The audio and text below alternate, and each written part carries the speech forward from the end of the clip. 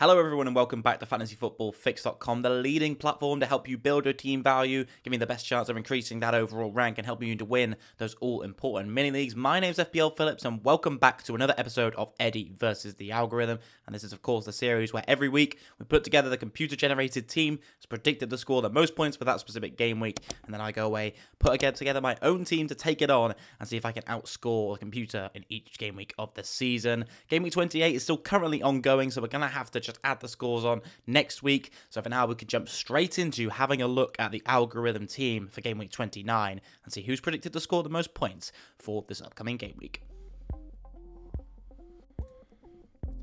So, no messing about then, let's get into having a look at this algorithm team. And just looking at the Game Week 28 scores right now, I think I'm going to get a point on the board. Mainly Reece James and Havertz coming in did do me very well. So, congratulations if you did go with some of the picks I chose. And it looks like you did pretty decent last week. So, thank you to everyone who backed me up for Game Week 28 as well. But I did say we're going to get straight into it, and that is what we're going to do. So, in goal for the algorithm team this week, it's going to be Jordan Pickford. And I'm pretty much just as surprised as I suspect a lot of you guys will be. But in Fantasy Football Fix's Fixture Analyzer, Everton do rank highest for both attacking and defensive fixture difficulty in Game Week 29. And it is unsurprising. A lot of the teams that do have double game weeks have two tricky fixtures, or at least one very difficult one, with teams such as Liverpool and Arsenal doubling, who are obviously these strong sides, and playing each other themselves. So Everton are one of the sides that don't face Arsenal or Liverpool at all. They face Wolves and Newcastle in their double. And so going for Jordan Pickford is really, you'd have to say, solely based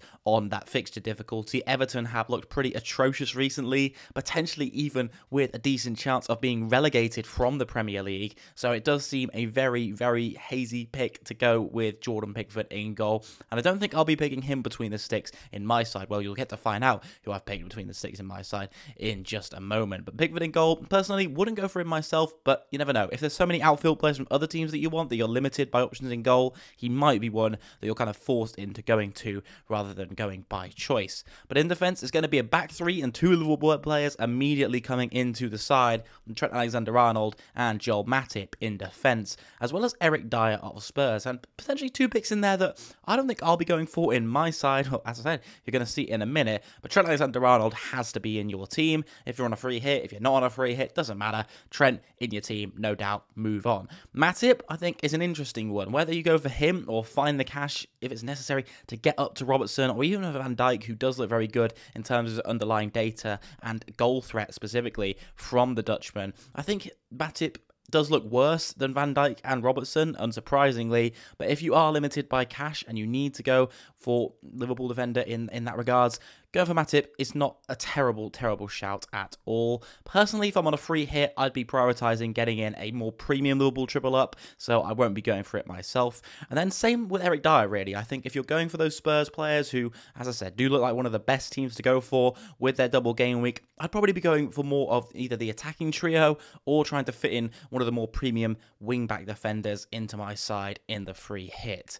In midfield then, can the algorithm do any better? I really do like the look of this midfield. It's got Mohamed Salah and Son, who are pretty much two of the template picks you have to have in this week. And then two Arsenal lads in Bukayo Saka and Martinelli, who I do think are really good options and both very reasonably priced and a great way to get two Arsenal players straight into your side. I think Saka is the most obvious one. Going with Martinelli or maybe Odegaard is going to be the second pick if you're choosing to go with another midfielder. You could go with Tierney at the back instead, and I'm assuming there's going to be another Arsenal player in this team up front, given who's got the double game weeks. But Martinelli does look a very nice pick, and of course, granted he gets minutes, looks like a very tasty option indeed, which hopefully he should do across these two fixtures for people who are going for him. And then up front, finally, we're looking at the front three of Harry Kane, Alexander Lacazette, and Neal Maupay. And I do quite like the front three as well. Kane and Lacazette were the most obvious ones, really, and then Neal Maupay, of course, with that Brighton double game week. Despite it being quite a tough one,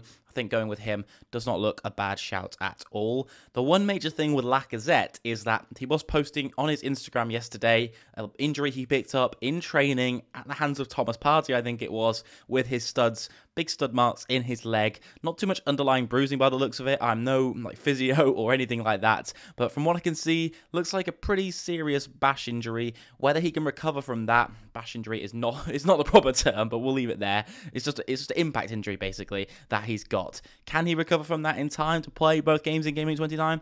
I think he probably will, but there is an element of doubt there. So if you're looking to bring in the Frenchman up top, perhaps maybe hold off if you are hesitant regarding that. I'm not sure if we're going to get more information before the deadline. Hopefully we can, and in that case, feel free to go for him, but maybe just wait for a little bit more information right now. We've, of course, got, a day or so until the deadline, so you can hold off until the last couple of minutes or whatever, maybe 10 minutes before the deadline is when you want to make those transfers if it looks like we're not going to get any more news regarding Arsenal and Lacazette's injury. But that's thing to address is the captaincy, and unsurprisingly, the armband goes on Mohamed Salah in a game week where a lot of people who didn't triple captain him a couple of weeks ago will now be triple captaining him for these two games. Admittedly, not as good as Leeds and Norwich in Brighton and Arsenal. Two pretty solid defences over the course of the season, especially. Brighton a bit less so recently. Arsenal maybe as well, but Arsenal are looking pretty tight indeed at the back right now. And so going for a defender in your free hit team may even be an option if you want to stick someone like a Kieran Tierney in there. But this team earns the algorithm a predicted points total of 107 for Game Week 29. So let me go away now and see if I can put together a team that I think is going to outscore this team for Game Week 29.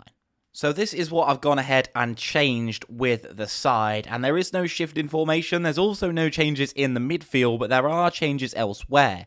I've gone with Sanchez in goal, which I know I mentioned they are playing Liverpool and Tottenham, but I do think that Brighton are probably going to give you the best chance of maybe nabbing one jammy clean sheet and hopefully getting a decent points total. And he also is a little bit cheaper than going for a Pickford or Ramsdale, but if you can afford that extra upgrade, then going for it is allowed in this team, as you do only have two Arsenal assets. But either way, you're getting a fixture against Liverpool, which is pretty much a guaranteed no clean sheet. But maybe Sanchez can nab in a few save points here and there, get up to a 5 or 6 points total if he is lucky and if he doesn't concede too many goals. In defence as well, I've made the changes that I think are going to do the business for me, with Robertson coming in for Matip and Doherty coming in for Dyer, which I alluded to just moments ago. Doherty, over the last couple of game weeks, his underlying data has looked very, very, very impressive, and that's been shown by what he's delivering in terms of goals and assists in particular going forward for Spurs. And with the injuries across the backline they have now, particularly a wing-back to the likes of Sessegnon,